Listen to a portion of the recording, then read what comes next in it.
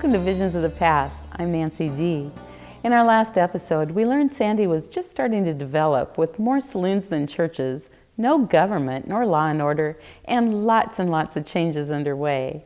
Join us as we learn about the development of Christianity within the community of Sandy, Oregon.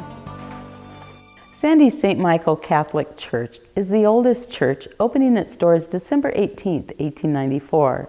It has a history that dates back with the pioneers of the Northwest Territory. Some of the first Roman Catholic services were held at the old Revenue Log Schoolhouse around 1890. Services were also held at the Luigi Veretti home, the McAdams home on the Backbone, Marmot area, and the Thomas Felon home on Bluff Road. From the pages of a chronicle of Catholic history of the Pacific Northwest 1743 to 1960, we find a notation of Sandy from the date 1878 as follows. Father Louis Verhaag offered the first Mass in Sandy, Oregon in the residence of Paul Dunn. His congregation numbered 50 persons, 1/4 of whom were Catholics and most of whom had never seen a priest before. Subsequently, priests from East Portland continued to visit Sandy. In June 1886, Mr. Meinig donated an acre of land and a frame church was planned.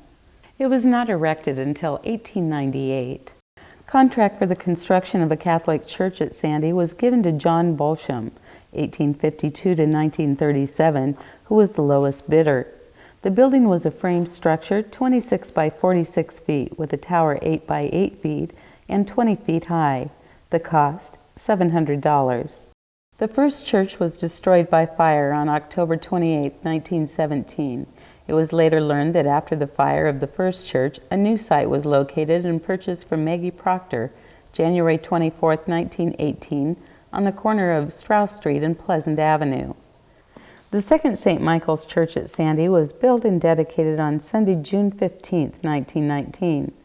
For a time, this parish was served by the Benedictine Fathers from Mount Angel. Subsequently, Sandy became a parish center with Estacada as a mission. Jesse Height donated a 6-acre tract of land on Langens End Road as a building site for the new church. St. Michael's was carefully moved from that location to the Langens End location in the 1980s.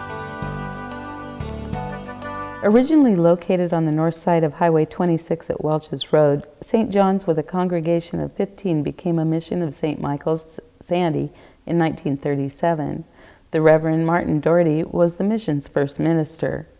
The rustic log church was built with funds pledged by members of the congregation. It was the second church to occupy the site, the first having collapsed during a snowstorm. The land was donated in 1912. When widening of Highway 26 forced abandonment of the site, a new church was built on Woodsy Way, 1 block south of the highway, and renamed St. John the Baptist. First services were held December 1971. At the turn of the century, when Sandy was hardly more than a clearing in the forest, A.E. Kern, an agent for medicines and fire insurance, traveled by buggy and on foot peddling his wares. Although Kern called Portland his home, he wished to see the Lutheran Church established in Sandy and drew up a request for the minister of the gospel. When 11 men had signed this request, it was placed in the hands of the Lutheran district officers, who sent the call to Reverend Henry Herman Koppelman. He accepted.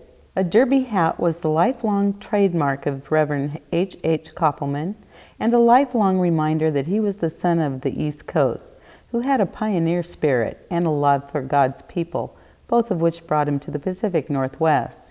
His installation on August 18, 1901, was the first Lutheran service held in Sandy by Reverend A. Splies of Sherwood, in a room in Sandy Hotel with 9 adults and 2 children present.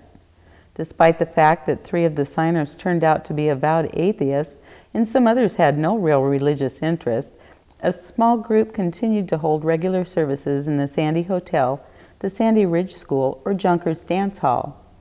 It was a pioneer challenge. Logging and clearings were a new mode of life. The communities of Sandy, Damascus, and Dover became preaching stations. Homes deep in the woods or on clearings beyond a stream made travel difficult, and travel from Portland a full day's travel distance. But dedicated people, few in number, demonstrated appreciation for the services of a pastor. In November of 1901, they decided to build their own church on a plot of ground donated by Caspar Junker, and pledges amounting to $57 were made by the members. On Christmas Eve 1902, the first service was held in the new church building, with a sermon being given in both English and German. In 1956, groundbreaking began on Pleasant Street for a larger church building, with the final dedication October 25, 1959. Thanks for joining us. I'm Nancy D. with Visions of the Past.